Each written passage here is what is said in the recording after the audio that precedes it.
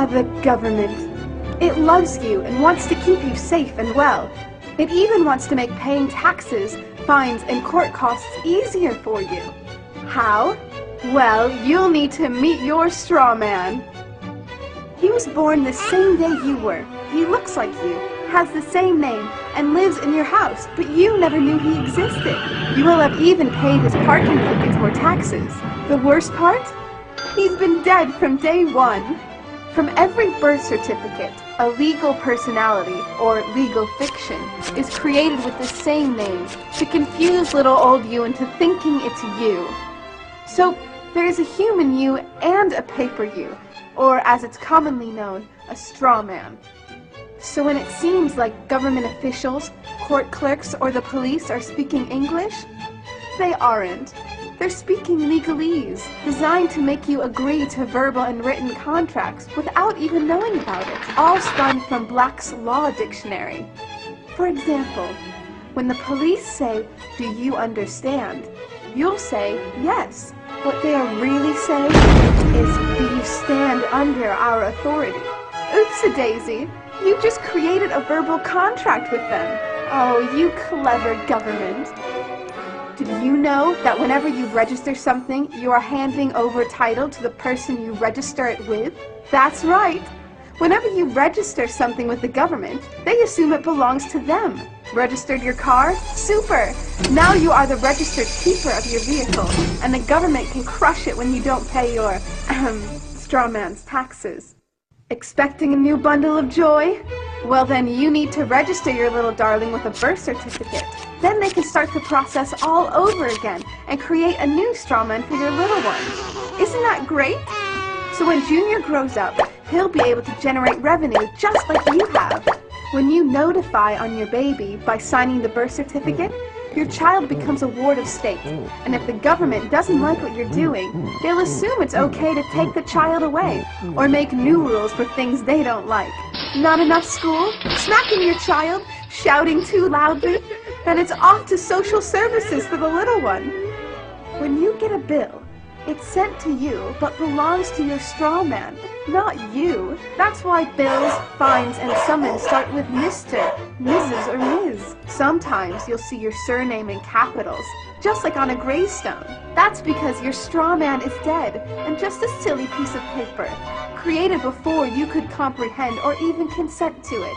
When you go to court, you represent your straw man, so you, the human, take on any costs, fees, taxes, and fines involved for the straw man. The human you doesn't even need to pay them.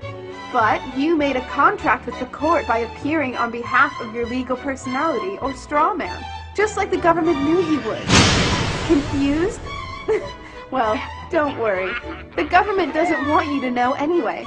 If you knew, you'd stop paying things like council tax and parking tickets. Because when you go to court, you are representing your straw man. You are you, alive and made of flesh and blood. Your straw man, or legal personality, is a piece of paper created from your birth certificate.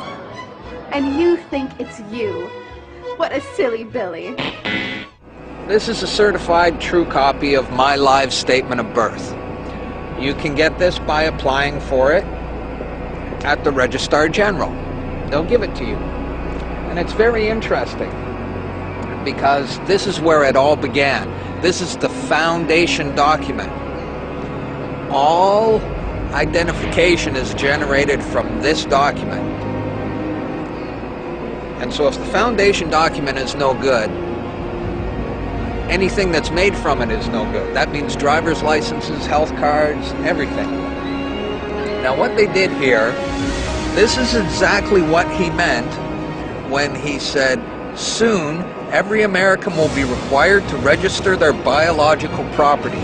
Now your parents didn't realize what they were doing when they filled this out, and these didn't exist before 1933.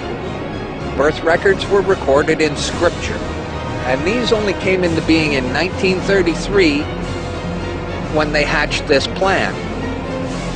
They created a corporate fiction with a name just like yours.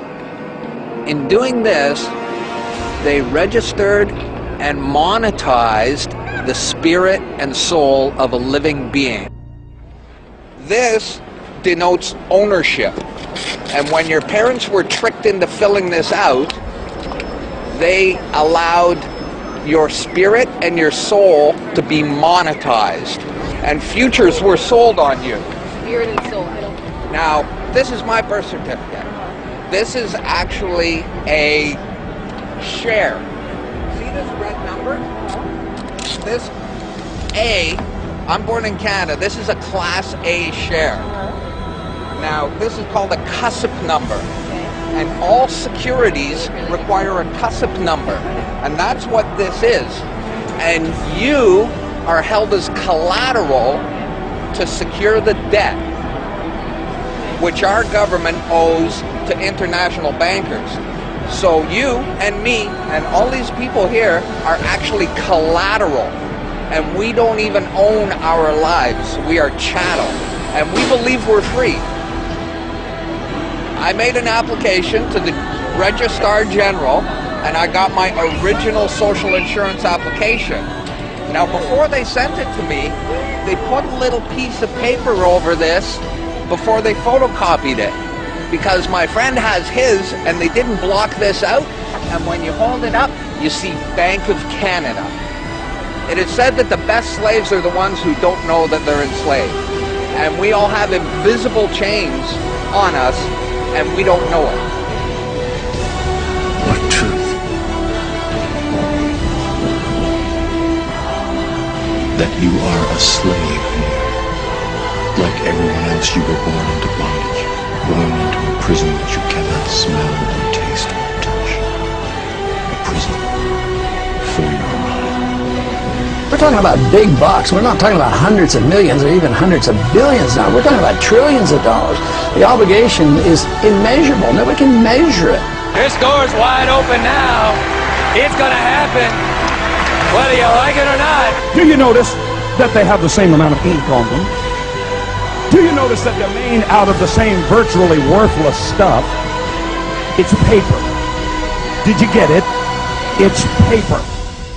When we create money, we have created an instrument of value that has no value of its own. And it's just as expensive or inexpensive to print the 20 as it is to print the 1. In January of 1913, in December of 1913, he signed the Federal Reserve Act, bringing the Federal Reserve System into place in America, and did what Thomas Jefferson said must never happen. He took the control of the money away from the people by taking it away from the Congress and gave it to a group of private individuals who have to pay taxes on the money they loan the government.